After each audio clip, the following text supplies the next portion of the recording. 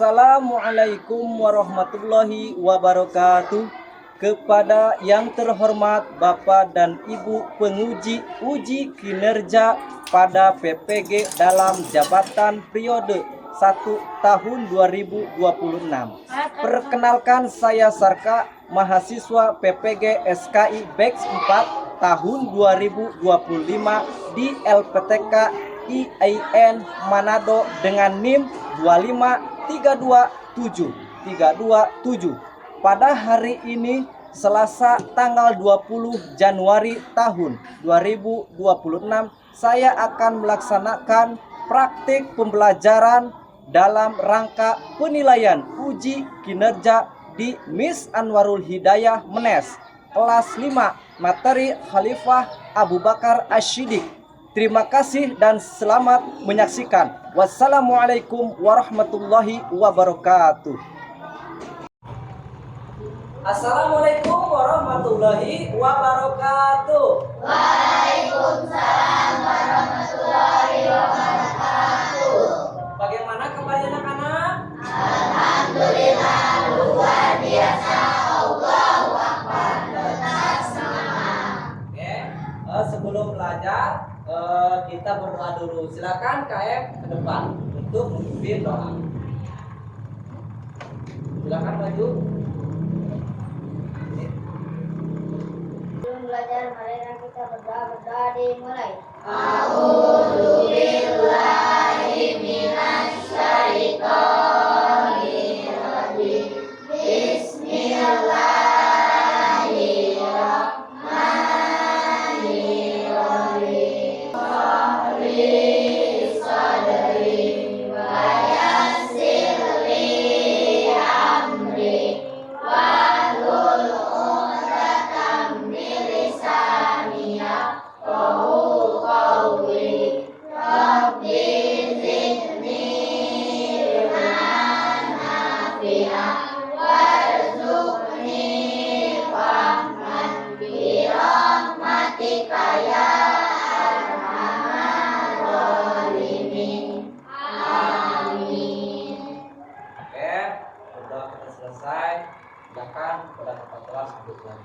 Baik, selanjutnya Bapak akan mengabsen ya. Siapa yang tidak hadir pada hari ini? Ipan Samarai. Oke ya, Ipan Samarai. Sebelumnya ke pembelajaran kita tepuk semangat. Masih ingat ke tepuk semangat? Masih. Kalau tepuk semangat harus semangat. Tepuk semangat.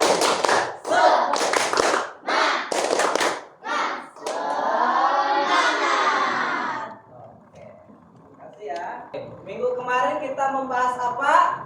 Wafatnya Nabi Muhammad SAW. Lanjutkan pada hari ini kita dengan tema yaitu Sayyidina Abu Bakar Asy-Syiddiq ya, atau Khalifah Abu Bakar Asy-Syiddiq ya.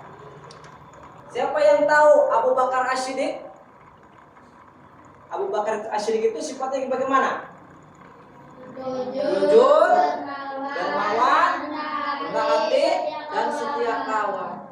Ya, orang yang jujur, ya, tidak pernah membohong. Ya. Oke, sekarang kita lanjutkan. Bapak akan menjelaskan yaitu tujuan pembelajaran. Ya. Nah, di sini peserta didik mampu menjelaskan bibliografi singkat dalam alasan Abu Bakar diberi gelar yaitu Asy-Syiddiq dengan penuh rasa cinta, ya, dengan penuh rasa cinta. Peserta didik dapat menganalisis, ya, menganalisis strategi Abu Bakar dalam menghadapi tantangan dalam menjadi khalifah, ya, yaitu dari kaum murtad, ya. Contohnya di sini pembangkang zakat nabi palsu, ya, munculnya itu nabi-nabi palsu ketika Abu Bakar menjadi khalifah. Yang ketiganya, peserta didik mampu mempraktikkan prinsip, ya, prinsip bermusyawarah, ya, bermusyawarah dalam kehidupan sehari-hari. Oke, selanjutnya kita lihat ini di sini ada gambar siapa? Firaun. Raja Firaun, ya. Bagaimana sifatnya rajanya Firaun? Sombong. Terus siapa yang tahu lagi? Ada yang bisa menjawab? Suka memerintah sesuka hati. Ya, Raja Fir'aun itu suka memerintah sesuka hati. Apakah pantas seperti itu jadi pemimpin? Tidak. Jadi pemimpin itu tidak boleh seperti itu ya. Jangan memerintah sesuka hatinya ya. Tidak boleh. Paham dari sini? Sekarang kita simak video sahabat Abu Bakar ini ya. Kemuliaan Abu Bakar Asyidi. Abu Bakar bernama asli Abdullah. Lahir di Mekah 2 tahun 2 bulan setelah kelahiran Rasulullah SAW. Ia dipanggil Abu Bakar karena ia sering menjadi pelopor kebaikan. Abu berarti bapak dan Bakar berarti segera atau dini atau awal. Sebab itu beliau selanjutnya disebut Abu Bakar. Sejak kecil, Abu Bakar senang sekali berbuat kebajikan dan hal-hal terpuji. Salah satu sahabatnya berkata, "Sesungguhnya engkau selalu menyambung tali silaturahim, selalu berkata benar, banyak menanggung kesulitan orang lain, menolong orang-orang yang menderita, dan menghormati tamu." Begitu kesaksian Ibnu Dugunah, sahabat Abu Bakar. Abu Bakar termasuk orang yang paling utama masuk Islam. Ia adalah sahabat Nabi Muhammad SAW yang paling setia, mendampingi Rasulullah sejak masuk Islam sampai meninggal. Ketika Nabi Muhammad SAW berhijrah dari Mekah ke Madinah, Abu Bakarlah yang menemaninya. Pada saat itu, Kamis 27 Safar tahun ke-14 kenabian, waktu tengah hari, Rasulullah SAW mendatangi Abu Bakar di rumahnya. Abu Bakar berkata, "Demi Allah, beliau tidak akan kembali pada saat begini, kecuali ada urusan penting." Beliau mengabarkan kepada Abu Bakar bahwa Allah Subhanahu wa Ta'ala telah mengizinkannya untuk hijrah ke Madinah. Setelah memastikan rencana hijrah, Rasulullah SAW pulang ke rumah sambil menunggu waktu malam tiba. Pada hari yang sama, para tokoh kafir Quraisy sedang mengepung rumah Rasulullah SAW. Mereka berniat akan membunuhnya. Setelah lewat tengah malam, mereka meyakini inilah cara terakhir untuk menghentikan Rasulullah berdakwah kepada Islam. Ketika malam semakin larut, Rasulullah keluar dari rumahnya menuju rumah Abu Bakar tanpa diketahui oleh orang-orang yang memusuhinya. Lalu mereka berdua berusaha keluar dari Mekah sebelum fajar menyingsing. Mereka justru menuju ke arah Yaman, arah selatan Mekah, tidak langsung menuju ke Madinah. Setelah sampai di dekat bukit yang tinggi dan terjal, mereka berdua berencana bersembunyi. Abu Bakar membantu Rasulullah SAW sambil menggendong naik ke atas bukit. Di depan mulut gua yang dikenal dengan Gua Tur, Abu Bakar berkata, "Ya Rasulullah, engkau jangan masuk sebelum aku masuk terlebih dahulu, agar jika ada sesuatu yang berbahaya, akulah yang kena, bukan engkau." Abu Bakar masuk dan membersihkan gua. Ia memeriksa dinding-dinding gua. Lalu Abu Bakar menyobek kain yang dipakainya untuk menyumbat lubang-lubang yang ada di dinding gua. Setelah itu ia berkata, "Silakan masuk ya Rasulullah." Rasulullah masuk ke dalam gua, lalu menyandarkan kepalanya ke sebuah batu dan memejamkan mata. Abu Bakar menjaganya. Tiba-tiba kaki Abu Bakar disengat oleh binatang berbisa dari balik lubang yang disematnya. Ia berusaha tidak bergerak sambil menahan rasa sakitnya karena khawatir akan membangunkan Rasulullah. Namun rasa nyeri yang sangat membuat air mata Abu Bakar menetes dan mengenai wajah Rasulullah SAW. Rasulullah terbangun dan bertanya, "Apa yang terjadi wahai Abu Bakar?" "Aku disengat binatang berbisa, wahai Rasulullah." Lalu Rasulullah meludahi luka Abu Bakar dan rasa nyeri hilang seketika. Abu Bakar mendampingi Rasulullah Shallallahu Alaihi Wasallam dalam hijrah ke Madinah selama 10 hari, 3 hari di Gua Sur dan 7 hari di perjalanan ke Yatsrib, Madinah. Sampai mereka tiba di Madinah dengan selamat pada hari Senin 8 Rabiul Awal tahun 14 Kenabian. Abu Bakar seorang yang pemberani. Ali bin Abi Thalib berkata, Ketika perang Badar, kami mendirikan tenda untuk Rasulullah Shallallahu Alaihi Wasallam. Lalu kami bertanya, siapa yang bersedia mendampingi Rasulullah Shallallahu Alaihi Wasallam agar tidak ada musuh yang bisa mendekatinya? Demi Allah, tak satupun dari kami yang maju selain Abu Bakar. Abu Bakar juga seorang yang sangat dermawan. Putri Abu Bakar, Aisyah menceritakan, ketika masuk Islam, Abu Bakar memiliki 40.000 dinar keping emas. Ia menginfakkan seluruh hartanya itu kepada Rasulullah Shallallahu Alaihi Wasallam. Abu Bakar, seorang yang cerdas dan berilmu luas. Abdullah bin Umar pernah ditanya, siapakah yang memberi fatwa di masa Rasulullah Shallallahu Alaihi Wasallam? Ia menjawab, Abu Bakar dan Umar, dan aku tidak mengetahui orang lain selain mereka berdua. Abu Bakar juga sosok yang paling baik dan utama.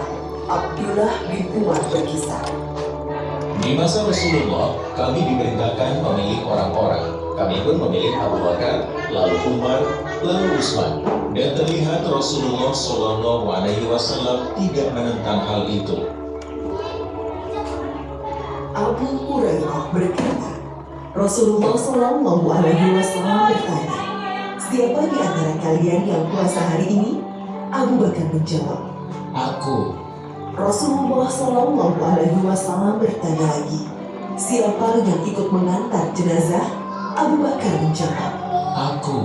Rasulullah Shallallahu Alaihi Wasallam bertanya lagi, siapa yang memberi makan orang miskin hari ini? Lagi-lagi Abu Bakar menjawab, Aku. Rasulullah Shallallahu Alaihi Wasallam bertanya lagi, siapa yang menjenguk orang sakit hari ini? Abu Bakar menjawab, Aku. Lalu Rasulullah bersabda, tidaklah semua perkara yang aku sebutkan tadi dilakukan oleh seseorang, melainkan orang itu akan masuk surga. Ketika Rasulullah Shallallahu Alaihi Wasallam jatuh sakit, kemudian sakitnya semakin parah, beliau bersabda, suruhlah Abu Bakar untuk menjadi imam sholat.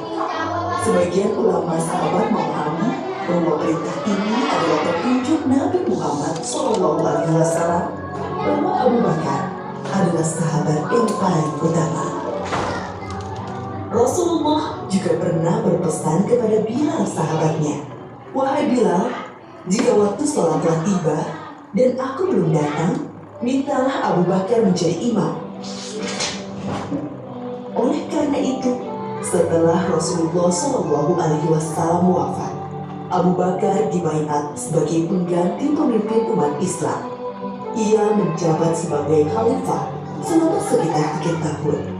Selama memimpin kaum muslimin, Abu Bakar telah banyak memberikan karya-karya penting bagi perkembangan Islam dan kemajuan kaum muslimin. Antara lain, memerangi orang-orang murtad yang keluar dari Islam, melanjutkan rencana pengiriman pasukan Usamah bin Zaid yang sebelumnya telah dipersiapkan oleh Rasulullah Shallallahu Alaihi Wasallam, memerangi para pembangkang zakat, memerangi nabi palsu Musailamah al-Kadzab, dan membukukan Al-Quran. Ide pembukuan Al-Quran datang dari sahabat Umar radhiyallahu anhu. Awalnya, Abu Bakar berkali-kali menolak pendapat itu. Namun setelah terjadi diskusi panjang, akhirnya Abu Bakar menerima hal tersebut. Lalu Abu Bakar memanggil sahabat Zaid bin Sabit, yaitu sahabat yang menjadi pencatat wahyu di masa Nabi Muhammad SAW. Dia bercerita kepadanya, Sesungguhnya Umar telah mendatangiku dan ia berkata kepadaku, banyak sahabat penghafal Al-Quran yang gugur dalam perang Yamamah, yaitu perang melawan Musailamah Al-Kadzab sangat dipalsu dan pasukannya. Aku khawatir peristiwa serupa juga menimpa para guru, para penghafal Al-Quran dalam peristiwa lainnya. Akibatnya akan hilang sebagian besar dari Al-Quran. Wahai Zaid, engkau anak muda yang cerdas. Kami mempercayaimu sepenuhnya bahwa engkau juga juru tulis wahyu Rasulullah. Jadi, carilah ayat-ayat Al-Quran itu, lalu kumpulkanlah. Zaid menolak sambil berkata kepada Abu Bakar dan Umar, Mengapa kalian akan melakukan sesuatu yang tidak pernah dilakukan oleh Rasulullah SAW? Demi Allah, ini perbuatan yang baik. tukas Abu Bakar. Zaid mengulangi penolakannya Tidak, sambil bergumam, andai kata ia membebaniku untuk memindahkan sebuah gunung, itu jauh lebih ringan daripada perintahnya menghimpun ayat-ayat Al-Quran. namun setelah diskusi, akhirnya Zaid menerima dan berkata, Akhirnya, Allah Subhanahu wa Ta'ala membukakan pintu hatiku, seperti hanya Allah membukakan hati Umar dan Abu Bakar. Mulailah aku mengumpulkan ayat-ayat Al-Quran yang tertulis di dedaunan, pelepah kurma, tulang belulang, juga dari para penghafal Al-Quran. setelah terkumpul menjadi satu mushaf, Khalifah Abu Bakar menyimpannya sampai wafatnya. Inilah jasa Abu Bakar yang sangat berharga dan masih bisa dirasakan oleh kaum muslimin hingga saat ini. Pada hari-hari terakhirnya, Abu Bakar sakit demam sekitar 15 hari. Beliau pun masih berpikir untuk kebaikan Islam dan kaum muslimin. Abu Bakar berusaha mencarikan pemimpin terbaik bagi kaum muslimin, memikirkan persatuan kaum muslimin, menjauhkan kaum muslimin dari perselisihan. Ia memanggil beberapa sahabat senior untuk dimintai pendapat tentang Umar. Ia juga meminta Utsman bin Affan untuk menuliskan surat wasiat, lalu memberinya cap stempel dan membawanya keluar untuk dibacakan kepada kaum muslimin agar mentaati keputusan Abu Bakar dalam menetapkan Umar bin Khattab sebagai penggantinya memimpin umat Islam. Aisyah, putri Abu Bakar, berkisah, pada penghujung usianya, Abu Bakar bertanya kepadanya, Pada hari apakah Rasulullah Shallallahu Alaihi Wasallam wafat?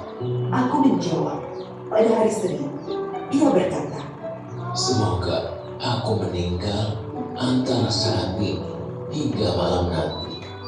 ternyata ia meninggal pada malam Selasa dan dimakamkan sebelum subuh.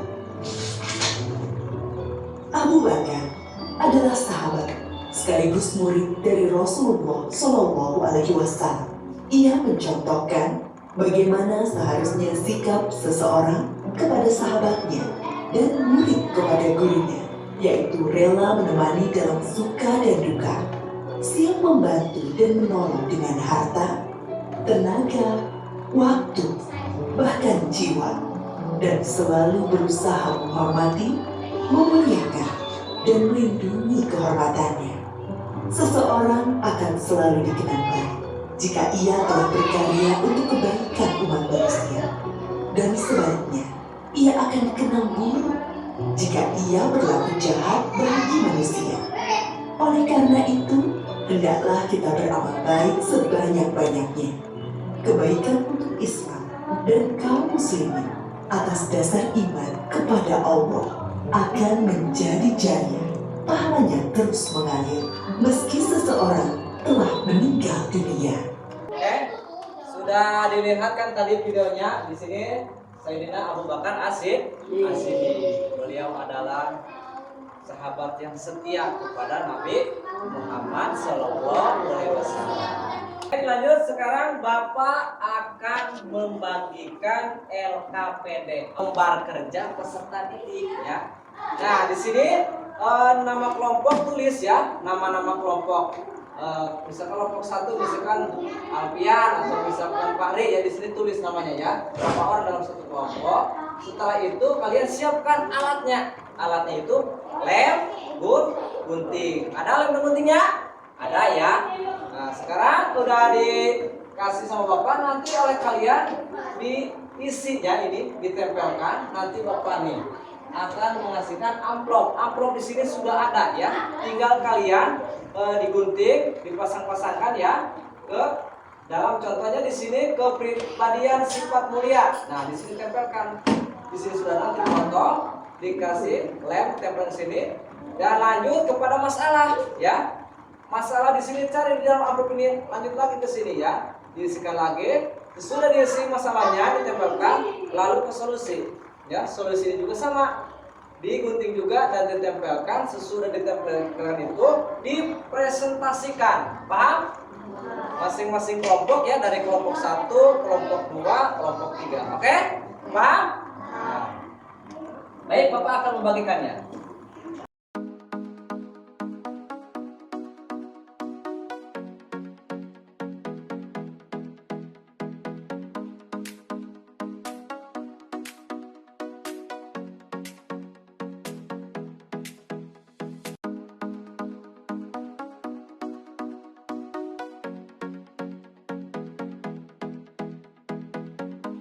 Oke, sudah beres kan? Ya, sekarang kalau sudah beres, dipresentasikan dari kelompok 1. Silakan. Kelompok 1 maju berdua. Kalau presentasi ucapkan salam ya. Sebelah sini Teh. Kalau presentasi ucapkan salam dulu ya, salam. Assalamualaikum warahmatullahi wabarakatuh. Waalaikumsalam warahmatullahi wabarakatuh. Kajian Abu Bakar As-Siddiq. Jujur selalu beriman dan malu, dermawan suka berbagi.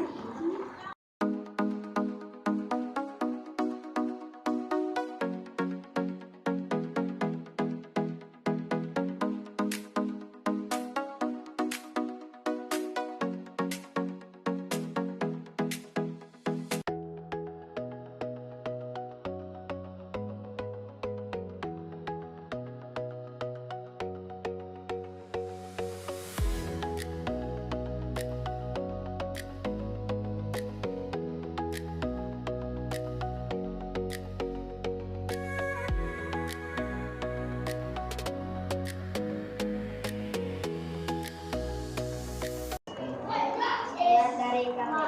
Wassalamualaikum warahmatullahi wabarakatuh. Waalaikumsalam. Oke, setelah yang tadi kalian amati dari video dan juga presentasi, nah selanjutnya Bapak memberikan kesimpulan ya. Kesimpulannya itu contohnya Abu Bakar As-Siddiq yaitu mempunyai sikap yang adil kepada rakyatnya ya, dan memiliki rasa tanggung jawab yang diberikan yaitu amanah. Dan selanjutnya mengutarakan musyawarah. Bagaimana musyawarah? Harus ada musyawarah dulu sebelum melakukan tindakan ya, atau kemudian berpendapat kepada suatu permasalahan. Bagaimana? Semuanya paham yang Bapak sudah jelaskan? Akan memberikan yaitu lembar evaluasi. Oke?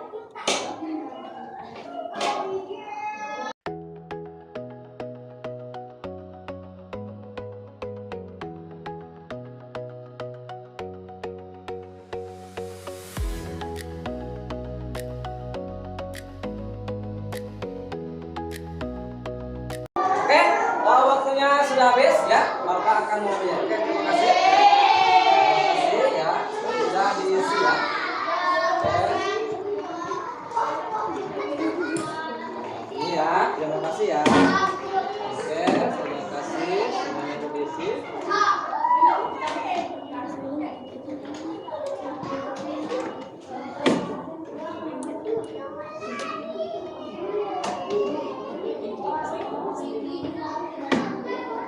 Bagaimana perasaan kalian setelah pembelajaran tadi? Senang? Kalau senang kita tepuk bahagia. Tepuk bahagia.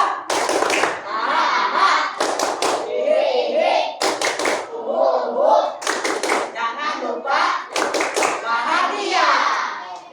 Selanjutnya untuk minggu depan kita akan melanjutkan materi yaitu Sayyidina Umar bin Khattab. Sayyidina Umar bin. Oke. Mungkin itu saja ya untuk sekilasnya, dan kita tutup pelajaran ini dengan sama-sama baca lafaz hamdalah. Alhamdulillah.